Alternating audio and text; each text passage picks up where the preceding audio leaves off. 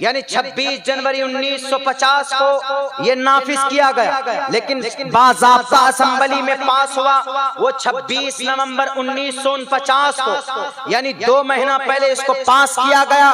पास होने के बाद इसको नाफिज किया गया 26 जनवरी को। अच्छा, 26 जनवरी को ही क्यों नाफिज किया गया जनाब? 26 नवंबर को क्यों नहीं नाफिज किया गया था 1949 में? इसलिए कि अंग्रेज के तरफ से एक डोमिनियन स्टेटस का ऑप्शन दिया गया। क्या कहा था? 1928 के अंदर पंडित जवाहरलाल नेहरू को कि ये देश में जितने भी स्टेट है वहाँ हुकूमत आपकी रहेगी लेकिन लीडर मेरा रहेगा। तो पंडित जवाहरलाल नेहरू ने कहा कि बिल्कुल नहीं। मौलाना अबुल कलाम आजाद ने कहा, मौलाना हिफ्जुर रहमान सुहारवी ने कहा कि अब हम संपूर्ण स्वराज दिवस मनाएंगे। ऐसा नहीं कि देश में हमारा बंगाल हमारा रहेगा और बंगाल का सीएम तुम्हारा रहेगा, ब्रिटिश का हम मानने के लिए तैयार नहीं है। तो यही 26 जनवरी 1930 को बाज़ाब्ता तौर पर लाहौर में, पहले यही था, बाद में न बना है लाहौर पाकिस्तान का हिस्सा, पहले तो हमारे इस देश का हिस्सा था। लाहौर में 26 जनवरी 1930 को संपूर्ण स्वराज दिवस मनाया जाता था। उसी दिन को ऐलान किया गया जब 26 नवंबर को 1949 को पास हो गया। कहां पर? वहां पर असेंबली के अंदर। तो कहा कि आज नाफिज नहीं किया जाएगा, बल्कि 26 जनवरी जब सारे भारत के लोग जमा होंगे वहां पर यह कानून को नाफिज किया जाए, पूरी दुनिया पूरे भारत के लोगों के सामने रखा जाए।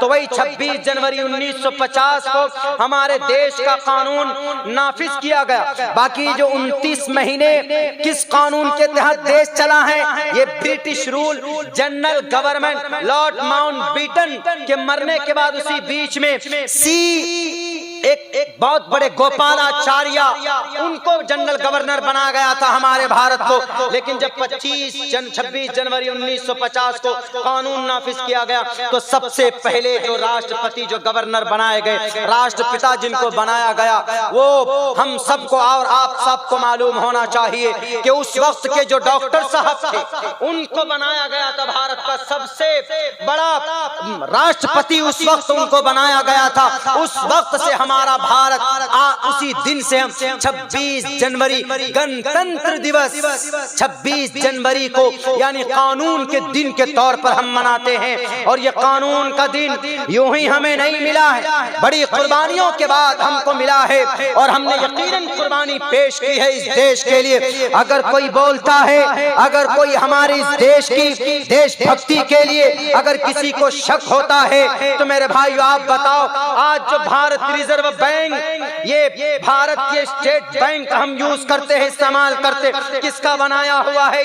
ये मीर उस्मान का बनाया हुआ भारत के स्टेट बैंक ऑफ हैदराबाद। वो इतना मालदार था, यही मीर उस्मान जिनके नाम पर उस्मानिया यूनिवर्सिटी हैदराबाद के अंदर है 500 टन सोना इन्होंने दान किया था। मैंने पहले भी तकरीर में कही थी, आज भी कहता हूँ उन लोगों से जो नहीं जानते, जो इस टोपी और दाढ़ी वाले की इनकी कुर्बानियों को और इनके आविष्कार को नहीं जानते हैं, उनको जानने की जरूरत है। हम नबी वाले ही नहीं हैं बल्कि इस देश की तकदीर को हमने बदला है।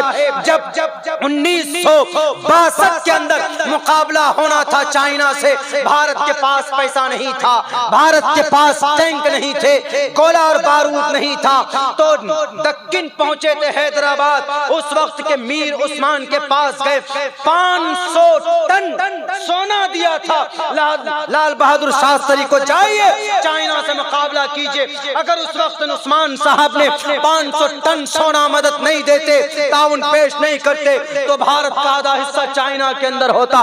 बताओ, भारत के अंदर आज तो तुम निकले हो बिल से, आज तुम्हारा वजूद हुआ है वीएचपी और विश्व हिंद परिषद और हिंदू महासभा के लोगों, आरएसएस के लोगों, तुम्हारा वजूद नहीं था। उस वक्त में कुर्बानी किसने दी थी? उस वक्त 500 टन सोना देने वाला कौन? मीर उस्मान का नाम आता। मुस्लिम अलीगढ़ यूनिवर्सिटी में 5 लाख का सोना, 5 लाख उन्होंने ताउन किया, लेकिन हिंदू बनारस यूनिवर्सिटी को 10 लाख से ताउन उन्होंने पेश किया। ये कुर्बानी हमारी रही। ये अमृतसर से लेकर कलकत्ता तक का जो हाईवे किसका बनाया हुआ?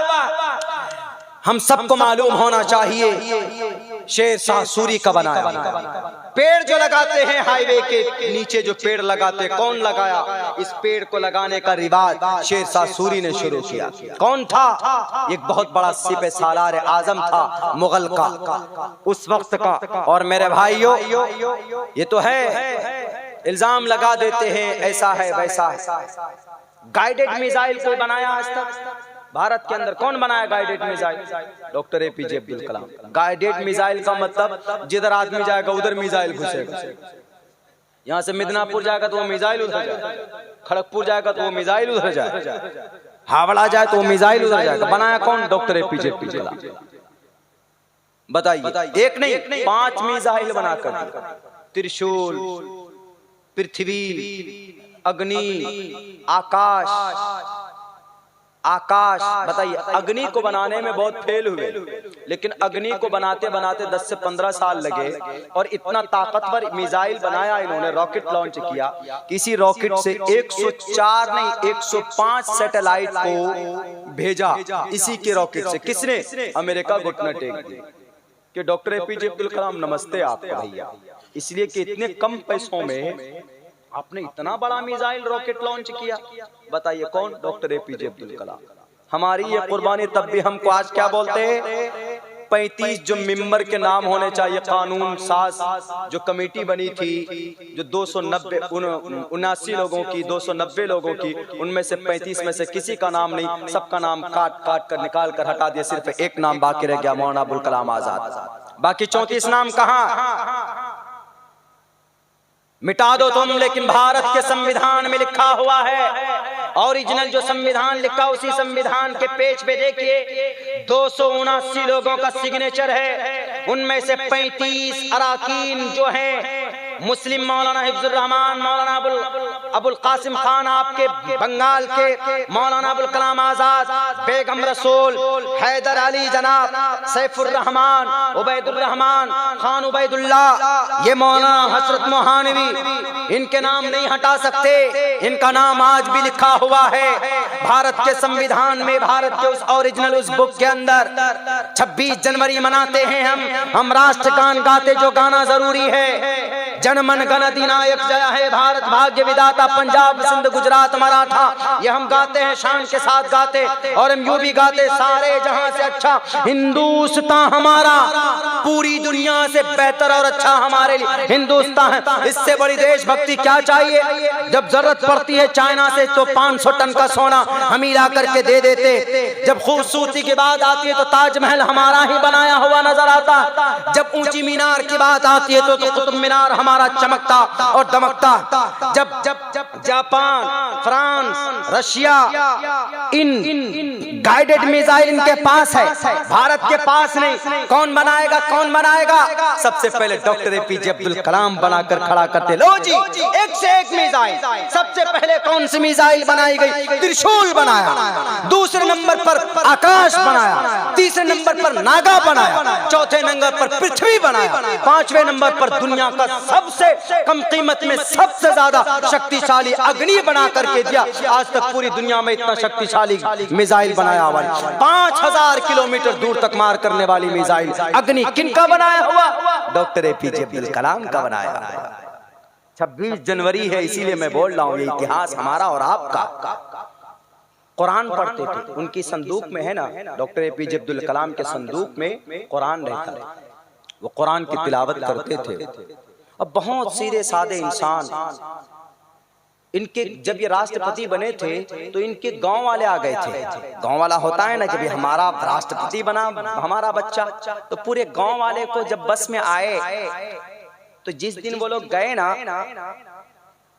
तो पूरा खर्चा जो सरकार की तरफ से हुआ सरकारी, उन टोटल पैसों को जोड़ जोड़ कर अपने तनख्वाह से काट करके चुकाया कि ये लीजिए। ऐसे थे डॉक्टर APJ अब्दुल कलाम। आज उनकी तारीख को, आज उनके मानने वालों को मिटाने की कोशिश की जा रही है। मेरे भाइयों, मेरे मुसलमानों, मैं तो ये कहूंगा कि जिम्मेदार हम ही हैं। हम बोलते नहीं अपने इतिहास को, तारीख की बात नहीं करते। नहीं, भारत के अंदर सबसे ज्यादा इस्लाम किन के जरिए से फैला? तलवारों के जरिए से नहीं, अल्लाह के वलियों के जरिए से। सब जानते हैं मोइनुद्दीन चिश्ती रहमतुल्लाह अलैह जिधर से जाते थे नक्शा बदल जाता था। बाबा फरीदुद्दीन गंज शकर, अकाबिर औलिया अल्लाह की शक्लें इतनी नूरानी होती थी, उनके जरिए से इस देश के अंदर में फैला है इस्लाम।